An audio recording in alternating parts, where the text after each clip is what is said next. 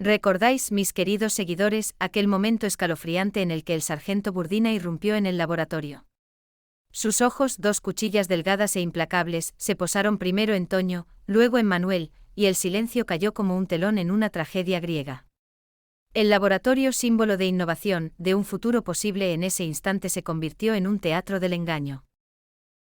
Para Manuel, aquel lugar representaba un sueño, una redención, una herencia moral que debía honrar.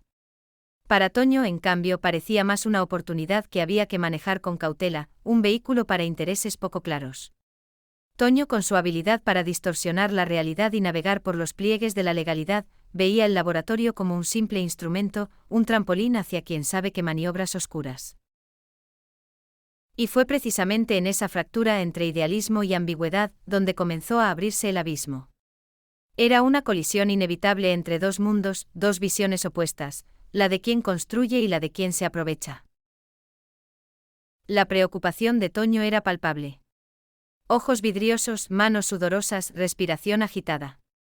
Un hombre que tiene algo que esconder puede mentir, sí, pero su cuerpo lo traiciona de mil maneras imperceptibles, que solo un observador atento como Burdina podía captar. Toño se tocaba nerviosamente la nariz, se frotaba las manos en los pantalones, y sus miradas huidizas revelaban una inquietud profunda, mucho más allá de una simple sorpresa. Aunque Manuel intentó encubrir toda la situación con un banal, ha sido una falsa alarma, sargento, el tono de su voz lo contradecía. Aquella sonrisa forzada, tirante como una máscara, no convenció a nadie. Mucho menos a Burdina, acostumbrado a leer el alma de las personas como se lee un informe médico, captando las más pequeñas variaciones en la postura, el tono de voz, la dirección de la mirada. El sargento había visto cientos de mentirosos, y Toño no era precisamente el mejor escondiendo su ansiedad. Era como si su cuerpo gritara lo que su boca intentaba negar. Y luego estaba ella, Eugenia. Nombre susurrado, figura esquiva, mujer manipulada tal vez por fuerzas oscuras. Eugenia es el corazón negro de esta historia, la clave que podría explicar mucho, quizá todo. Su presencia o su ausencia estaba siempre envuelta en un halo de misterio. Nunca del todo presente, nunca del todo ausente. Parecía una marioneta en manos de alguien más, pero ¿quién movía los hilos? Era una mujer bellísima, sí, pero con una belleza que ocultaba una inquietud profunda, un secreto que le marcaba surcos alrededor de los ojos. El destino, caprichoso como un titiritero enloquecido, decidió no conceder tregua.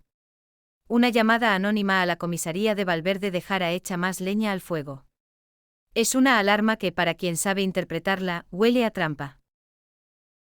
La voz al otro lado del teléfono estaba distorsionada, casi computarizada, pero el mensaje era claro: algo muy grave estaba a punto de suceder, o acababa de suceder, y tenía que ver directamente con Toño. Y Manuel, con su alma ya en tormenta, empieza a percibir una nueva amenaza, una sensación de frío que se le mete en los huesos. Algo no encaja. Nada encaja. Toño habla de una agresión violenta. Habla de sombras, de manos que lo agarran, de golpes al rostro. Su versión de los hechos era dramática, llena de detalles agitados, casi como si quisiera pintar un cuadro de terror y violencia ciega. Pero luego, cuando Manuel observa el coche, un arañazo. Y nada más. ¿Y Toño? Algunas rozaduras, un apósito, una venda en el brazo. Pero nada que corresponda con la brutalidad del relato, ninguna fractura, ningún corte profundo, ninguna contusión grave. No lo entiendo, Toño, había dicho Manuel, caminando de un lado a otro con las manos en la espalda, gesto heredado de su padre, marqués de otros tiempos, hombre de pensamiento y rigor. Dices que te han molido a golpes, pero pareces recién salido de una caída en bicicleta. La voz de Manuel estaba cargada de una frustración creciente, mezclada con un sentimiento de traición. Toño, maestro en victimizarse, responde con voz entrecortada: después de todo lo que hemos pasado, Manuel, ¿dudas de mí? Era de noche, me sorprendieron, podría haber sido cualquiera. Pero Manuel siente un frío interior.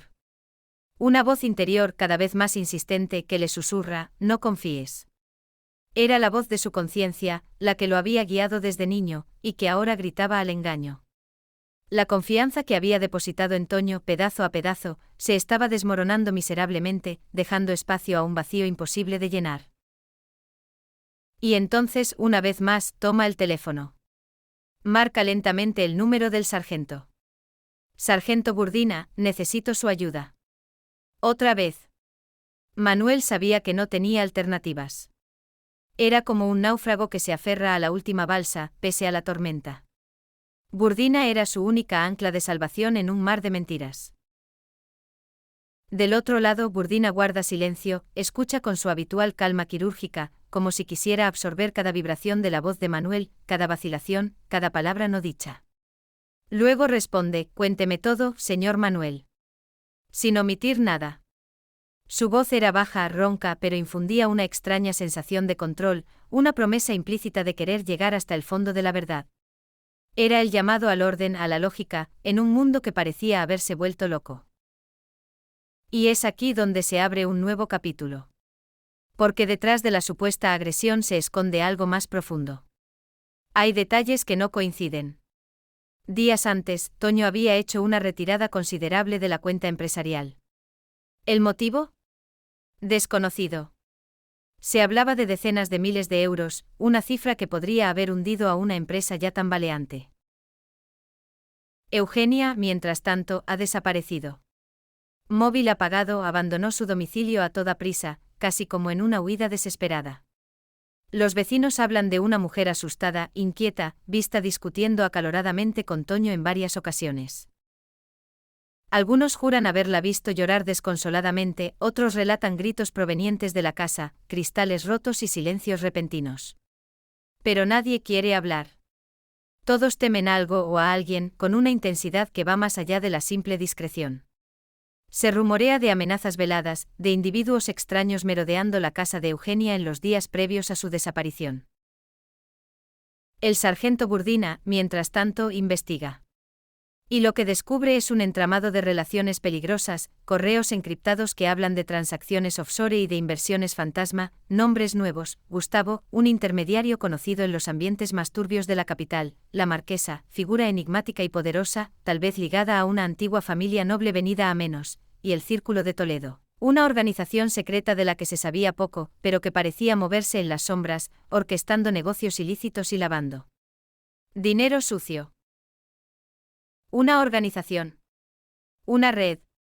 ¿O simplemente una serie de fantasmas usados para encubrir algo más banal pero igual de devastador, como una colosal estafa financiera? Manuel, mientras tanto, se encuentra solo. Rodeado de rostros conocidos que de repente parecen extraños, como máscaras que revelan una realidad mucho más oscura. Cada palabra escuchada en los últimos meses, cada gesto, cada elección de Toño, todo ahora adquiere un nuevo significado, retrospectivamente distorsionado e inquietante. Las sospechas sobre Eugenia se multiplican. ¿Quién era realmente antes de entrar en la vida de Manuel? ¿Quién la presentó a Toño? ¿Por qué no existen fotos suyas en Internet antes de hace 3 años, como si su existencia hubiera sido borrada antes de ese periodo? ¿Era una agente encubierta, una hábil estafadora, o una víctima igual que Manuel? Sus habilidades para cambiar de identidad, para desaparecer sin dejar rastro, hacían pensar en un entrenamiento específico, en un pasado lleno de secretos y falsas identidades.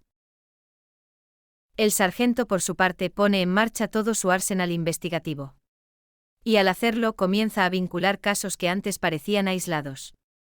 Valverde de Jara no es ajena a accidentes inexplicables. Hace 2 años, un empresario local, un tal señor Ramírez, desapareció sin dejar rastro tras haber denunciado estafas financieras de gran escala. ¿Su empresa? Casualidad o no, había sido creada con un socio. ¿El nombre de ese socio? Una vez más. Toño. Ramírez era un hombre meticuloso con un cuaderno donde anotaba cada irregularidad, cada transacción sospechosa. Ese cuaderno nunca fue encontrado. El cuerpo de Ramírez nunca fue encontrado. Su historia, un frío recordatorio de que en ese lugar, las desapariciones no eran nada raras. El panorama se complica exponencialmente. Manuel está al borde del abismo, su vida ha sido dada vuelta, su confianza destruida. Y sin embargo algo lo mantiene en pie, las ganas de verdad, y la determinación de no dejarse manipular más, de no ser una ficha más en un juego perverso. ¿Y vosotros? ¿De qué lado estáis? ¿Creéis que Manuel logrará descubrir la verdad? Otoño y sus cómplices se saldrán con la suya una vez más. ¿Y quién es realmente Eugenia, y cuál es su papel en este intrincado laberinto de engaños?